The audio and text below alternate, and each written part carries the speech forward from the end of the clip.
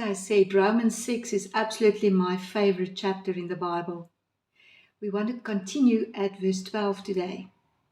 Sin is a dethroned monarch, so you must no longer give it an opportunity to rule over your life, controlling how you live and compelling you to obey its desires and cravings. That is how sin operates. It comes to a person in the form of desires and cravings. And if you go and sit for a moment and think, where do we locate desires and cravings? Isn't it in our body? You know, if you walk past that nice piece of chocolate cake, or you see that milkshake, or you see all those nice things that you really crave and you just like eating them, that is a craving. And in the same way, sin comes and it produces this one thing that will stir up that craving in your body. But remember, before we continue, that your body is not you. The real you is a spirit being. The real you is that invisible person living on the inside of this body. My body is only my vehicle. It is only my house. My body is a place where the real me, the spirit me, stays. My body is a thing that carries me in this world from one place to another place. My body isn't me. I'm living on the inside of my body.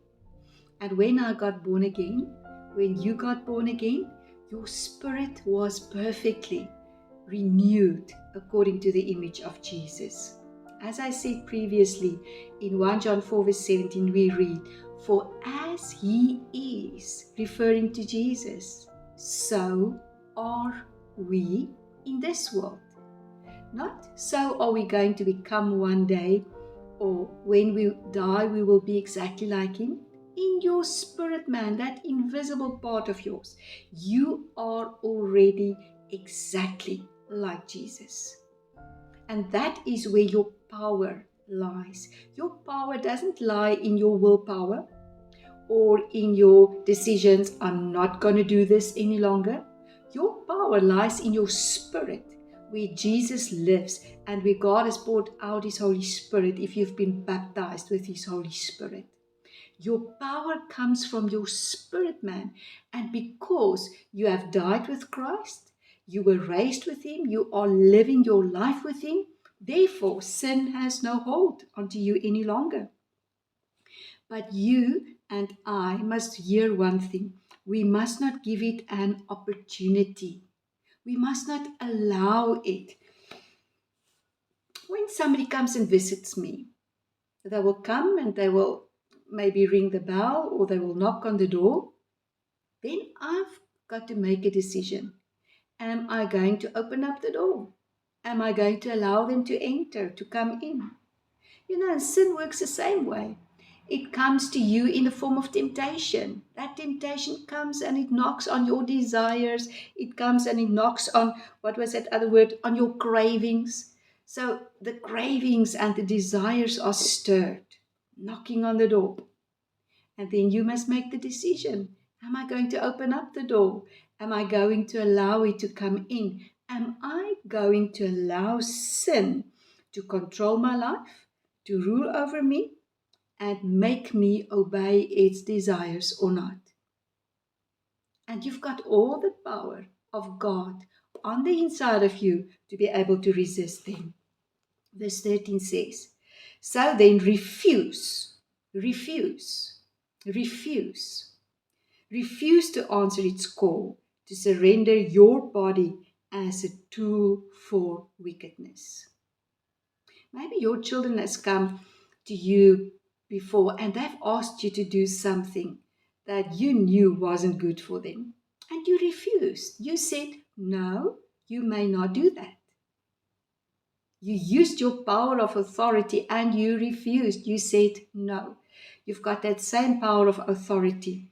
So then, refuse to answer its call, to surrender your body as a tool for wickedness. Sin takes place in the body and in the soul part, never in your spirit. Your spirit looks exactly like Jesus.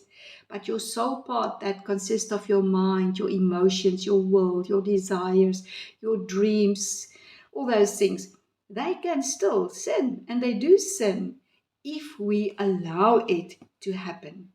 Instead, passionately answer God's call to keep yielding your body to Him.